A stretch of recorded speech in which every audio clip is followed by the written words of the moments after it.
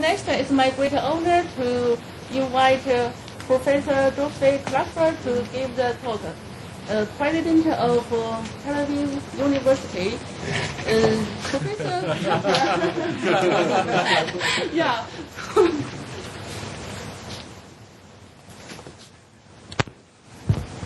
Okay, I'll try to be not very long because I'm not sure I can keep my voice.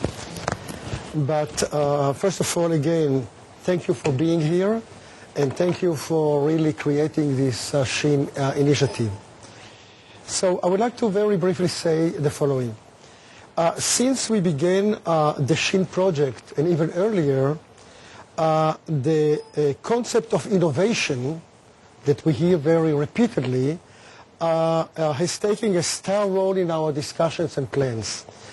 What is innovation, and more important, how to foster joint innovation within the Xin Center, or more generally, how we foster innovation at all, or even deeper, can we foster innovation? You mentioned in your talk how that I really praise Tsinghua for having the best students in China, and you said, are these the best students for innovation? The question is, are there any best students for innovation?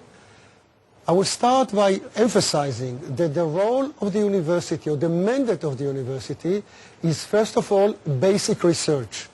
If we forget the basic research mandate, I think that we'll pay later on with innovation. So to put the emphasis on basic science, but encourage those that show the, I would say, the buds, yes, of innovation, this is our role. Our role is mainly to encourage and to give the right environment to those who show that they are in the direction of innovation. And I think this is a very important point when you look at the role of a university or the academic institutions when it comes to innovation. Now, this does not mean that Tel Aviv University, like Tsinghua, does not want to have innovation. Very simply, we believe innovation leads to IP. IP brings some income. We have more money. We can do more programs and so on. Yes, so we all want it. But we have to be very careful on the line between the two. We have delegations coming to the university to ask about Startup Nation, and specifically about Tel Aviv University, and with this notion that we are really very, very strong in ideas and innovation. And I try to see what we make or what we do here in Israel and in Tel Aviv, at Tel Aviv University, which really makes it a fertile ground, maybe for innovation, or makes it a thriving ecosystem for innovations. So let me tell you a little bit about the university and how I see innovation. Tel Aviv University is one of the younger universities in Israel. It was established in 1956. All the other three sisters are almost double our age. Yet we are the largest university in Israel. We have 30,000 students. But here we have a very important point. Half of the 30,000 students are master and PhD students. Namely, Tel Aviv University, to begin with, is a very, very strong powerhouse of research. And it spans all the wings of the campus. Now, we are not only the largest in the number of student body, we are the most comprehensive university in Israel. There is not even one area of knowledge that you can think about that you don't find here on campus. And it might look very impressive, but when I entered as a president 4.5 years ago, it was actually frightening. It looked really kind of, really a burden. How do you manage 125 departments doing similar, not so similar, very different things, from music to medical school with 17 hospitals affiliated, physics, chemistry, and so on. And I would say that the way to look at it and turn the liability into an added value is basically by lowering the barriers among the disciplines and making them interact. And I think this is the best, the most important point when it comes to innovation. You mentioned it about putting students together with different disciplines. Lowering the barriers, it's not easy. Faculties want to maintain their I would say, freedom. Freedom means that they would like to control what's going inside. Deans want their own freedom and not to intervene with other deans. But I think that the secret is lower the barrier, and again, in a university, you cannot regulate. You cannot dictate, you can only encourage. So slowly over the years, we encourage this interdisciplinary interaction, and I think it bears really fruits, and I'll give you a few examples. And to put it in a different way, I would say that this allows us to look at the university as a huge startup. The university is really a large startup with many ideas floating around. You can look at it as an investor, as a very large portfolio. Yes, there are things here that sometimes the scientists don't know what they have in their drawers. But this is actually a university. And it's all produced because we don't interfere with the scientists, and we give them to do whatever they wish to do from the point of view of research, not teaching. Teachers have to teach what they have to teach. But from the point of view of research, they should do whatever their imagination takes them, and this is what fills their drawers. Otherwise, it will destroy it. Once we have it, the question is what we do with it. So interdisciplinary, I think, is, I would say, almost #1 ingredient in what we all say, this buzzword, innovation. It was not easy, but we managed at Tel Aviv University to create the first school in Israel of brain research. Brain is extremely complex. It's complex like many modern questions. And therefore the solution cannot come from this direction, the other direction. It needs many angles in order to solve the brain issue.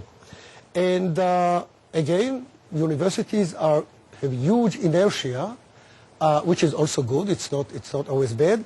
But we managed to establish the School of Brain Sciences that includes 7 out of our 9 faculties. So we have, of course, medical school is involved, and life sciences, and physics, and chemistry, and engineering, and humanities, philosophy, and business school, 9 faculties. And this is a school where we start educating the students from undergraduate with emphasis on the brain. Research we had anyway, and research happens slowly, can find collaboration in other departments. But this raises a generation of students, of experts, that begin already their knowledge on the brain with points of view. And I think this is very important. We get only the top students there, and the fact that the business school is involved and other schools are involved somehow gives them also kind of an understanding of how business life is being, I would say, looked at. But again, only those who choose to push an idea further do it. Otherwise, you cannot force them. We did the same thing with cybersecurity. Cyber is an issue that affects everybody's life. Everybody has an iPhone or Android or yes, and everybody can follow us. So we also give courses on cyber also to the humanities. So they know also what are the cyber issues, because you never know where the solution will come from. So this interdisciplinary is extremely strong emphasis of the university. We just established a material science department here, which is chemistry and various aspects of engineering. By the way, in the brain sciences, we teach a few, I would say, clusters. One of them is linguistics and biology. By the way, linguistics, which is related really to the brain, and brain is, of course, part of it, but knowing linguistics is also very important for cybersecurity. So here also other disciplines meet. We have the first Israeli Center for Food Security. Food security is, of course, increasing the efficiency of crops, but it's also the legal issues. It's also the policy issues and so on. And if we put all this together, we can have innovation, not only technological innovation, but we can have also social innovation and so on.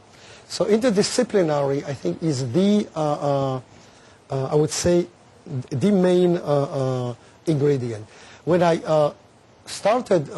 gave my first speech before I took this very easy job as a president, in the Senate, I defined my vision in 3 I's: interdisciplinary, international, and interactive. And I would like to say a word about international. The international aspect is, I think, more or less equivalent to interdisciplinary, because our connections with you now is enriching as much as we have other disciplines. And we really put a lot of emphasis on international cooperations. And you know, probably like you, we sign MOUs even when our eyes are closed. There are so many delegations that come. But we made, I would say, a decision to only sign those that really have some substance in them.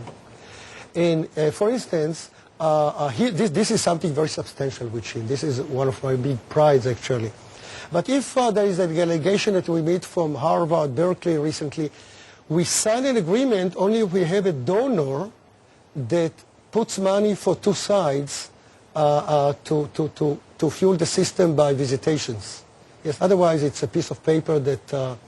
So this is how we do our cooperation internationally, and it's very widespread, and again, it enriches I would say, the world of the researchers with different aspects, different cultures, different questions, and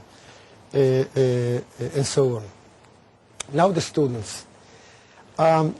You know, you try to give a list of prescriptions how to create innovation.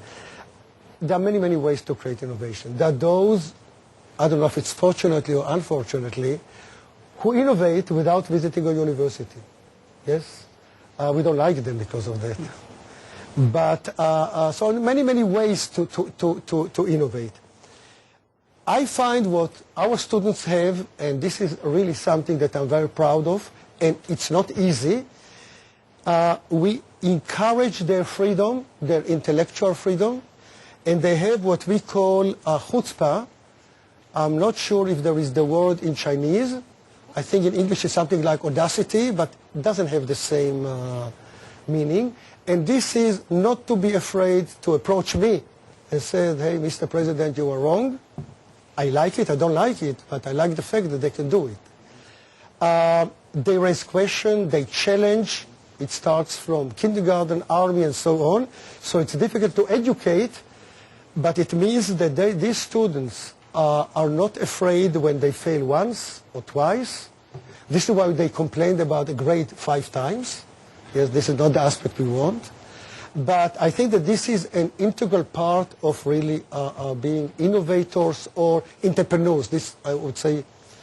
And we really do not want to destroy it. So I would say that intellectual freedom, yes, is, I would say, you know, in Israel, every place is different. A president can argue with a minister and say that he's wrong, and the minister will say, you know, you'll be sorry one day, but we continue. Thank God governments change. So all this freedom is part of what really is part of our life, and it's very important. The other thing that, that helps is the fact that we can, as I say, encourage, and we do it by looking at those students or faculty members that have ideas, and we help them in patenting the ideas, but you have the same system, and in patenting the ideas, and in then helping them commercialize it.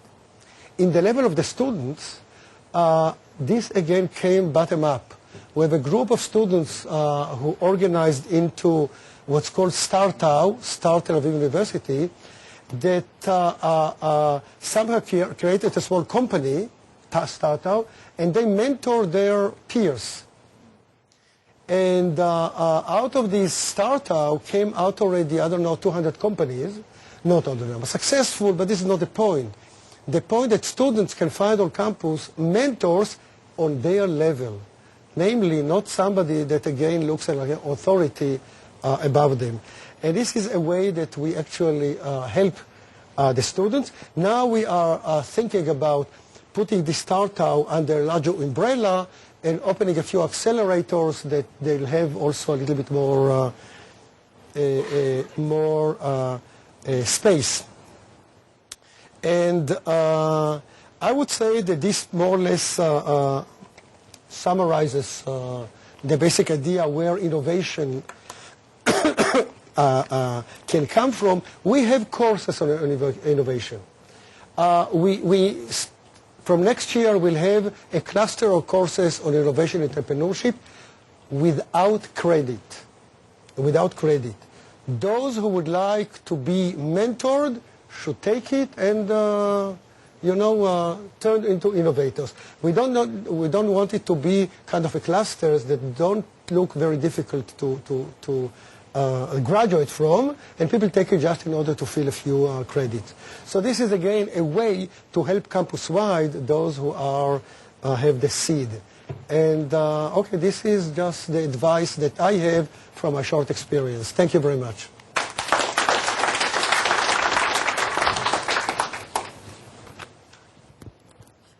Thank you very much. Thank you very much. So I think the freedom is very important for the innovation, and we need some system to encourage the interdisciplinary. So it's time for questions and comments, discussion. Maybe I can start. People often mix innovation and entrepreneurship. You're right. Well, there are two different things. Yes. People could be very creative Right. and come up with new ideas. Right. But entrepreneur is about a risk taking. Yes. And also execution, to put idea into work. And I don't know how Tel Aviv University do in terms of, it's a startup nation, which means there's something that you do just better than the others. So how does the university help either students or faculties or people from outside? Yes, you are definitely right. It's two different things. It's a different thing. We talk about it together because it's innovation and entrepreneurship, yes. But the main thing is really the after you have the idea, the entrepreneurship part. So, sorry. Here again, this is the startup with an example how somebody who doesn't know how to make the first steps has an address that he or she can go to and get an advice, get some mentorship, and maybe even a contact with an initial investor. So this is a small-scale example. On the faculty level, we have the tech transfer company, Ramot, which can help you in the patenting and then also negotiate with investors on the commercial side. Yes, you definitely need somebody to walk you when you are from the innovation part then to the second stage. Definitely. Maybe I can follow up a little bit. That is, professors themselves, usually they're too comfortable. So they're not, you cannot ask non-entrepreneurs to teach on entrepreneurship, right? So, is there things that you do that bring true entrepreneurs onto the campus? Yes. Of course, now the question is what can you teach? And everybody teaches entrepreneurship. The question, can you teach? But what I think the meaning of teaching entrepreneurship is, and this is what's done here, it's learning from others' experience. So what we have, and it's very, very, I would say, successful at the business school, to bring those who have made it. So we have examples, the teaching by examples, yes? An entrepreneur in something from electronics can have the experience of somebody who is an entrepreneur in clothing. Yes, it doesn't matter. It's just the system. Yes, how it evolved into a success. Or Shelley. Yes. So this is very developed here. Seminars and courses with successful graduates of the university, but not only, also others. Yes, this is I think. Again, this is kind of part of the mentorship. Can Yes. someone without PhD be a professor? You mean if it can be brain-wise or legally?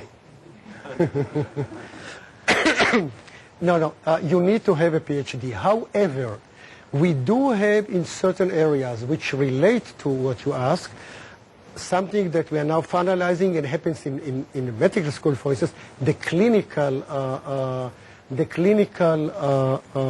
position, professorship, which are those who are experts in their field but have not earned an academic, and this can be as and more effective than real professors. Yes. And this is very important for the business school, very important. Asking you about, interdisciplinary research in the Tel Aviv. How about the policy to encourage this conference?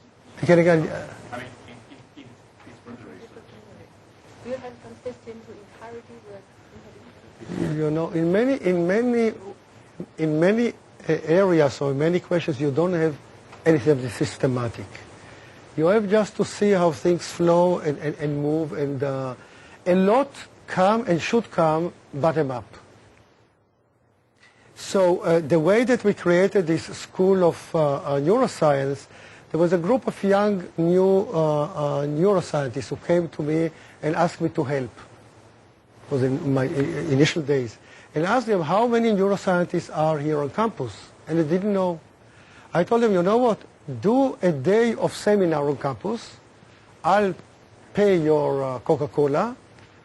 And let's say, and suddenly, turns out that for 5 people that came there, I think between 70 and 80 groups doing neuroscience on campus, which immediately created kind of a unit with some pride. And from that on, the idea how to connect those who do neuroscience in psychology, yes, psychiatrists, and those who do brain surgery, how to put them together. And then the idea of the school came up. Same came with cyber, yes, food security. I mentioned, and the other example that escaped my memory now. But it's not that you decide this morning I'll do this. You look around, not everything fits into it, but a lot fits. And I tell you what happened. For instance, since then, we have the first business marketing person on campus that we hired that needs MRI equipment in order to look at decision making through MRI. So it's the first marketing person that looks into not just writes about marketing, but can analyze decision making. And the other one is connection between the School of Music and the Brain School. Yes, what does it mean to be a musician? So it all evolves. I have to control the second time, the last sentence. Sometimes we do have situations where we do have large-scale investment in long-term central topic, like in nanotechnology, where we're working with industry and brings people together from across campus, and that has been a very consistent investment of the university and the government involving both industry and academia together. Yes, this is true. What Yael says is almost true. I just want to know the 3I, the second, third one, third I. Okay, those are the interactive. And this is the outreach of the university, and it's an interactive outreach to students and also to community outside. Okay, let's thank Professor Kalfter.